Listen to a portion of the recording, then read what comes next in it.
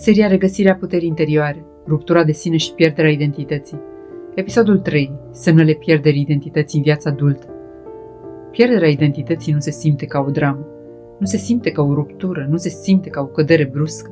Se simte ca o oboseală profundă, ca un gol, ca o dezorientare, ca o viață trăită din inerție. Se simte ca atunci când știi că ceva este greșit, dar nu poți numi ce. Nu mai știi ce vrei, doar ce se așteaptă de la tine. Acesta este primul și cel mai clar semn. Când ai trăit ani de zile în adaptare, dorințele tale reale se stompează. Știi ce ar trebui să faci, știi ce ar fi bine să faci, știi ce vor alții de la tine.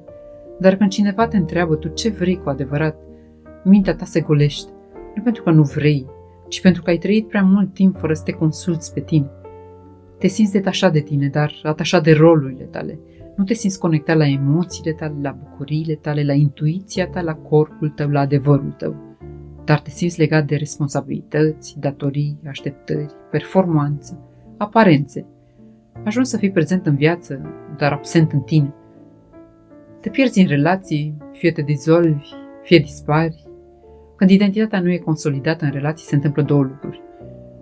Te dizolvi în celălalt, îi preiei emoțiile, îi justifici comportamentele, îi adopți ritmul, îi accepți limitele ca pe ale tale. Sau te retragi complet. Nu pentru că nu-ți pasă, ci pentru că intimitatea te sperie, te atinge exact acolo unde nu ai identitate, în vulnerabilitate. Ești atras de oameni care nu te pot vedea. Relațiile tale sunt o radiografie a identității tale rănite. Când nu te vezi pe tine, vei atrage oameni care nu te văd. Nu pentru că îi alegi greșit, ci pentru că îi alegi din rana ta, nu din adevărul tău.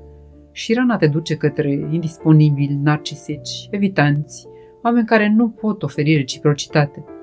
Când viața ta se simte nepotrivită, dar nu știi de ce, simți că jobul nu te împlinește, relația nu te atinge, prietenile nu te hrănesc, rutina te sufocă, totul pare ok, dar tu nu ești. Aceasta este semnătura pierderii identității. Viața arată bine din exterior, dar nu seamănă deloc cu tine. Frica de a pierde e mai mare decât dorința de a câștiga. Când nu știi cine ești, nu poți pleca din ceea ce nu te onorează, nu poți spune nu, nu poți exprima limite, nu poți schimba direcția, nu poți renunța la toxic.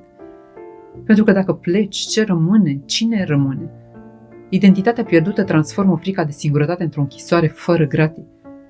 Ai senzația că trăiești viața altcuiva, că sporți corpul, dar nu și sufletul, că ești spectator în propria poveste, că viața ta se întâmplă fără tine.